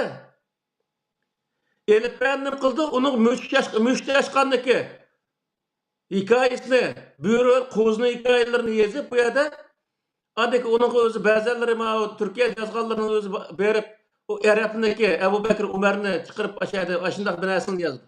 Eşlik özünün nasi yok mu yerda? Tarixda o'tgan qahramonlarimiz, podshohlarimiz, tarixiy davlatlarimizning ismini yozib o narsaga, o balalarimizga ideyasiga uni singdirgan bir narsa qilmadi edi. O müşteşqaning nima shu? Balalarimiz 5-6 yosh kirgandan boshlab, o 8, 10, 11 yosh, 15 yosh kirgan aralıqda o Uyg'urlarning hozirgi bu chet elda ochgan maktablarga boradi. Masalan, Londonda berib keladi. 11-12 yosh, 15 yoshga kirganlik. Onundaki o balı kemmaydi. Şunqachilik o balığa o'zidagi milliy kimlik sohasini o'rgatish kerak. Uyg'ur degan gapni emas, Uyg'ur degan qanday millat, u qanday dunyoda madaniyat yaratgan, qanday davlatlarni qurgan, uning qanday olimlari, qanday podshohlari, qanday qahramonlari bo'lgan. Kech qahramonni so'zladisi berib, Abu Bakr Umarni so'zlash nima ajdi?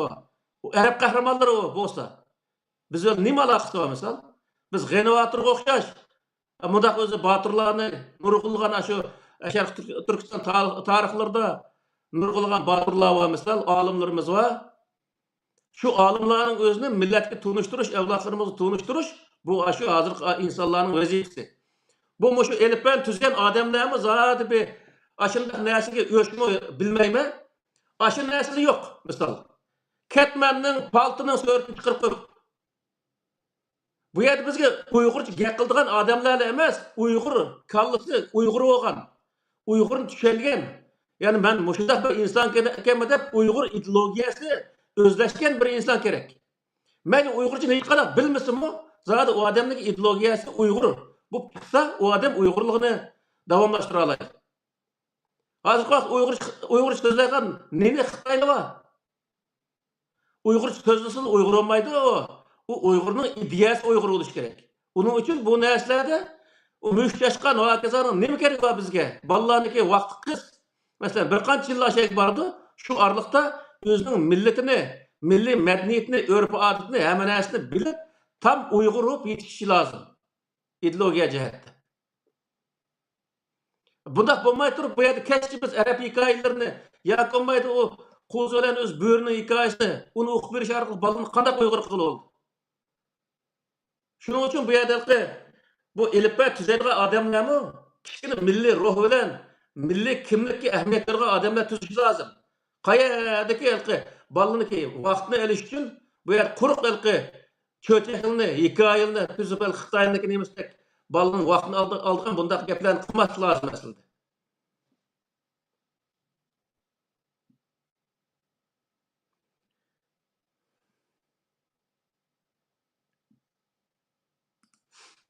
Xo'sh.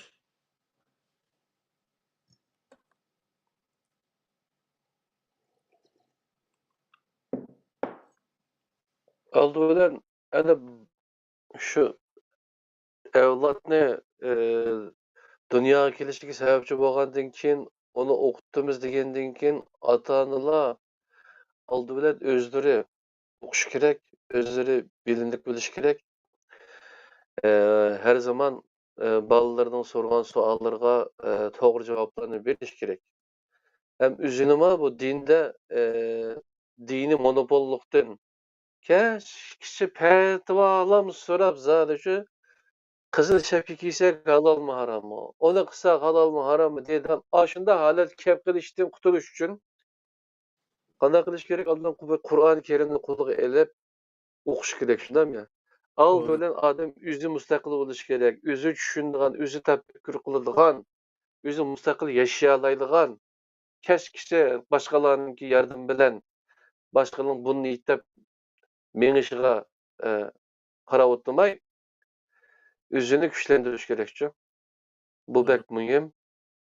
Şoňalyka ben kitap sattım neçe yılça, 2-3 yıl sattım. Aç kitaplarına tuluşsa şu vatandaki ziyalılar, bize komünist, bedelep belki yaratmaydıgan maçeteldeki ziyalılar kitaplar. Aşağı gezip koygan kitaplar. Aşağıını sattım. Nurgun yerge Xitaydan başka hem yerge kitaplarını ivettim de. Kitap okuyduğanlarımı köpeydi. Ama lakin bazı biz özümüz tercüme kılgan kitaplarını iveteli hatta aş kitapı kuşap sizge haksız soğuklı desek bana degenler var ki bu dini kitaplarını bizden işedeki ustazlar tasdiqlab aman okusunuz bulurdu dese onu diye okuyamaz degenler oldu için mesela Avustralya başka yerde işte. Hayran kaldım hem de şu. Sen de garip devletinde ya ki bir demokratik bir devleti yaşaysa, öz aldığın müstakil, individuallıkın güçlük olan, üzen tefekkür kılıp, üzen karar verdiğin nurgun nas, öz iraden koluğa ilişki teşvik olan yerlerde yaşapma, yine sen kulluktan kurtulanmapsa. Hatta bazılar dedim bugün, şu aşağıda yaşavat kıldığı. Desem, ya biz anlagamaz. Biz ular tasdiqlab bergan, onu man o'qisang bo'ladi degan kitobni o'qiydigan hali kelib qolganlarda emas deganlar bo'ldi. Onunda xushal bo'ldim. Lekin ko'pincha insonlarni yenicha monopol qilib oluvchi.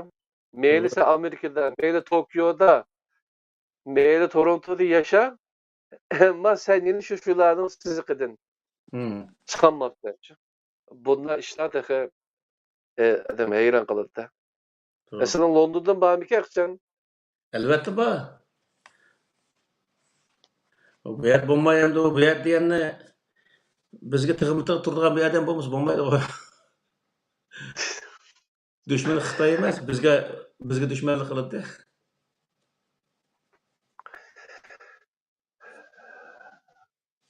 Ahmetcan Piyaka kardeşim, ustaz nayt yaxşı sözler nıhbedi. Birincisi özümüz müstakil ideyimiz, müstakil imanımız müstakil buluş gerek. Ruhi sağlam buluş, ruhimiz müstakil buluş. Bunundaki muşu müstakil ruh bilen, müstakil iman bilen onundan keyin müstakil devletni qurish kerak deganga yig'inchoqladi. İman bilan har zaman amalning birga keladiganligi uni ta'kidlab o'tdi. So'zlar ilmni taxmin ziyada qilg'ay. amin. Aslida vatan millat masalasida biz haqiqatan milliylik bo'lolmagan qavm oldidan milliylikka pishib yetilish bosqichida talon-taroj to'plam urush jidalning ichida xona vayronchilik bilan necha avlod o'tib ketganligini sabab tufaylidan ve ondan başka g'oyibona bir kuchning, masalan İmam Mahdiyning kelishi qatorliq hikoyalarning ta'siri bilan ustozimiz qayta ta'kidladi. Musa alayhissalomga o'xshash qavmni qutqizgan bir insonlarning kelishi qatorliq o'zimizdan izlamay kelgusidan rivoyatlardan g'oyibona bir kuchning kelishini texmi ochiq reallik shuki, o ishni o'zimiz qildigan ishni qilpas bo'ldi, etpas bo'ldi, bo'qqas bo'ldi degan shaklda tomoshabin sifati bilan rol olayotganligimizni tarix buni isbotladi. Shu reallik bo'ldi. Mushu taraflar tufaylidan bizda vatan millat hukmi jiq suslab ojizlab ketdi. Nurg'un nimalarga qarasak, qavmlarningki mustaqil hürlükü erişte şu kavmning yurt oqsoqollari, podshoning nesillari, yani mustaqillikni joriy qildirganlarning qonlarini yo'qotib qo'ymaslik badalidan shularni qo'g'dash orqali, shuning cho'rsiga o'lish orqali u qanday bir ideal bo'lishidan qat'iy nazar bayatında deb o'tib ketgandek, uning qat'iy ishonish, aqida qilish, e'tiqod qilish va badalini loyiqida berish qatorliq bosqichlarni besib o'tib, o'zining maqsadiga yetganligini biz ko'rdik, yani anglab keldik hozirgacha. Biz o'zimiz kelgan masala, o'zimiz kelgan vaqtimizda buningga haqqa to'n pichib, o'zimiz kursor tikanmagan bobkadek, sepongdek kunimiz bo'lib qoldi. Tarixda o kadar cho'ng mashhur imperiyalarni qurgan tarixniki davrlarida bölgüç xarakterlik adolatlarni barpo qila olgan bir ajdodning avlodlari bugun inson qatori ko'ngil bo'lmaydigan eng past rezil Xitoylarning mustamlikasiga tushib qoldi. Ochiq o kadar reallik o kadar ochiq bo'lishiga bakmay bizda mo'l ulmolarimizningki mas'uliyati bek ig'ir. Ularmi shu nurg'un ishlarga bedel to'laganlarningki aldığımız sebeplerde imanın gücü, İslam'ın namı bilen qo'zg'atilishi bilan bedellerini berib kelgan bo'lsa-mu, hal qilg'uch yerida vatan millat manfaatini birinchi o'ringa qo'yish, muvaffaqiyat qozonish emas, jannatga kirish orzusiningki ozdirishi qatorliq sabab tufaylidan biz jangda tutib, shirada turib kelganligimizni ko'rib keldik.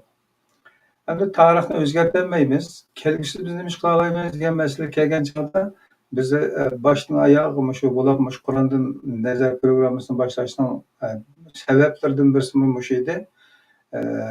Dunyodagi ilg'or fan texnika, ideologiya, qurum, sistema qatorliqlardan foydalanish bosqichiga qadam bossak, ustozlarning oldida o'rganib olgan ko'ni hujumdagi narsalarni ko'tarib chiqiblar, mavo Falançının, Pakistançının, Yahudi'nin, gayri dininin bunu kısan dinden çıksan degen şekildeki petvalarını köygendeki yakımızın çişlep, eğer milletinin ümit kütülüğün alimlerden çıkan cevap bu olulağın bolsa, bu milletki müstakillik bek uzakken dep qattiq ümitsizlengen zamanlarda Kerim Ustaz'dan tanış nesip oldu. Devlet haqidagi bir maqolasi bilan o'zaro sirdoshgan bo'ldik. Barbara Qur'on manbalik din tushunchasi bilan chunqurlashib, Ahırda programmalarni ilib chiqdik. Millat yana başdan oyoq bizning nima deyotganligimizni diqqat qilmasdan yana shu o'zi agashgan ulamolarniki peshig'i eslab edib, o'zi izlanishni o'rniga ularning og'zidan chiqqan hukmlar bilan qo'ydek ketayotganligi bizni yana ichindirdi. Bugungi temada iymon e'tiqod uchun vatan millatni ota-onani urug' tuqqan bor yo'q hammasini qurbon qilish biz uchun eng cho'ng sharaf yoki to'g'ri yo'l mushu deb ko'ndirilgan bu fikrning naqadar xato ekanligini xulosalash mumkin. Aql egalari uchun buning bir chiroq yoqilgan bo'ldi. Albatta bir programma bilan yoki bir qancha programma bilan asrlardan halqagan bu qo'tirmaч tushuncha, ideologiya, bu zanjir kishanlarni chaqmoq o kadar oson emas. İzleniş lazım qarindoshlarimiz. Her bir programmada nurg'un yangiliklar o'tirib qo'yaylik. Pirim ustoz yolg'iz Qosimni haqni bayon qilishda men o kadar yuqori saviyada o'qimagan bo'lsam-mu, ammo fikr bayon qilinayotgan vaqtda uzun so'zilgan fikr oralarida ziddiyatlik masalalarning bor yo'qligiga izchil diqqat qilib kelmaydi. İnson bo'listimizda o kadar ham mukammal qilolmasakmi, herhalde ko'zimni yumib madem cho'ng bo'lgandan keyin yoki mendan ustiq o'qigan bir odam bo'lgandan keyin o'zining bildig'i yeri bordir deydigan tarixdagi tushunchalardan borgan sari qutulib, agar xato deb qaragan bo'lsa, mana bunday masala turdi deydigan bosqichga o'tdikcha mana shu ishimizga kelgan vaqtlarda. Kerim ustozning o'tirib qo'ygan butun darslarda hozirgacha men ziddiyatni bayqamadim. Her ziddiyat xarakterdagi tushunchalar kallamizda taqalgan vaqtida şu meseleni biz to'g'ri tushunmay o'tib qolganligimizni qayta o'rgangan bo'ldik. Ikkinchi qatim, uchinchi qatim so'rash jarayonlarimizda aslidagi masalaning nima ekanligini borgan sari o'rgandik. Ya'ni ro'shanlashdi. Ya'ni men shundan xulosalab oldimki, Qur'ondan nazar programmasi o'tirib qo'yilayotgan boshdan oyoq narsa vatan millat uchun to'g'ri yo'lni tepish, mustaqillik uchun izchil bir an ideyaga kelish, ümmet, millet, ümmet, din, aqida, mazhab qatorliq eziq turg'uchi omillarning patqiga tushib ketmaslikning nimasini mishada barpo qildi. Shu qarindoshlarimiz agar programmani boshdan oyoq anglasa, o'qisa, ko'rsa, albatta biz tushunganni ular tushunadi. Çünkü aqlning tushunish iqtidori hammalarga o'xshash. Bayatımda ödep ketgandek, insanlık sütümüzden hammalar tağaqning kishidek barobarmiz. Faqat tirishish orqali o natijaga erisha olamiz. Ixlosni dedik, izchillikni dedik. Biz demagan narsa qolmadi deyamaymiz, chunki insonning umri hammaga yetmaydi. Yana jiq nurg'un masalalarni o'tirib qo'yib ilib chiqilganligimiz aqllarga bir ayon masala. Bugün şu 72. sanığa kadar oturup koyulan meselelerde biz için bekçik menbeler, yani bekçik işler içinlik. Halis anlarmalardan peşkadem köpünü köygen tecrübegilerinin var. Bu din ne kadar asan narsa ekanligini inkos qildi bizga. Bu kadar asanken nima deb murakkablashtirilayotgan bo'ldi deganlar bo'ldi. Yosh bolalardan nurg'unlarniki özüle anlap kalmay başka bir dost birodarlar tavsiye qilganlarini ko'rgan bo'ladimiz. Onun xabarlari kelyapti. Lekin yanıla shu muzning ustida mangandek bir xil qo'rqinchlar qandavlar. Bu xato desam, buni inkor qilgandek nimam yo'q. To'g'ri desam, o kadar o'qigan insonlarda buningga bir imzo atgan yoki bayroq chiqarib, men xato qilibman deydigan bir ixtiro yo'q deb davolg'ish, tangirqash ichida ehtiyot bilan ketyapti. Yani biz şunun işimiz, biz bu programını qilish orqali hech narsa hech kimdan talab qilmadik. Qur'onda Allah shunda bayon qilib, sizlardan hech qanday haq talab qilmaydigan, haqiqatni dadil o'ttirib qo'yadigan insonga ergashmay, kimga ergashsizlar shekildagi ta'kidlar bor. Shu aql egalari bu din aqlning emas, naqlning dini deganga o'xshash bunda quruq qo'qoqlardan atlab o'tib, aqlga tayanmagan narsani qat'iy rad qilishni o'rganish lozim ekan deb men shu programmalar orqali shuni nima qildim, tushuncha shaklda o'zimga bir dars qildim. Do'stlarningmi bu dinga mukallaf qilingan insonlar deb o'tadi o'zinglarning mo'llalari. Dinga mukallaf qilingan insonlarning baliq va aql bo'lish sharti bor deyiladi. Dinga kirgan chog'da aqling bo'lishi kerak, kirib bo'lgandan keyin aqlingni tashlab qo'y degan gap burun shunda to'g'ri tuyuladi, bu gap xato ekan. Shunga aqlga tayangan ekan, u aql bizga nima deydi, buni bir tingshash, hurlikning, mustaqillikning ifodasi bo'lgan balog'at ifodasininki bizda mustaqil tushunchaga ega bo'lishning bir ishki hamda. Shunga o'sha aqlli bo'lish va mustaqil bo'lish irodasiga ega insonlarning hamon bir kuni cho'gilab kelib Qur'onga kelib to'xtaydiganligiga ben imzo bugun keldik har qanday bo'lsa bog'lashib qo'ydiganga men tayyor. Cho'qim keladi bunga. Faqat vaqt masalasi. Shunga biz yana sabr qilamiz.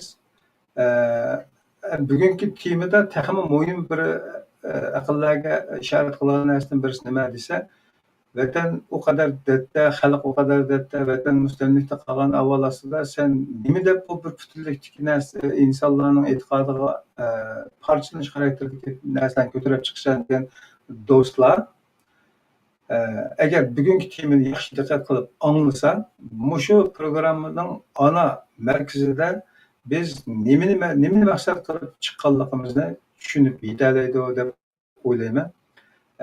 İzlenişke o'rnak qilganlar uchun jip berish to'g'ri, jip kuchi berish to'g'ri kelib qolsa, biz din nomidan qurbon qilinganligimizni bayqaganligimiz uchun Alloh guvoh bo'lsin, o'zimiz aloqa qilgan o'zini millatniki olimiy hisoblangan insonlarga shundan nido qilgan edim. Bütün Sharq Turkiston ulamolarining bütün qilmish etmishlari millet üstündeki dinning, Allah'ın haqqilari ustida bayon qilish bo'libsizlar. Shuni bayon qilib o'tabsizlar bizga.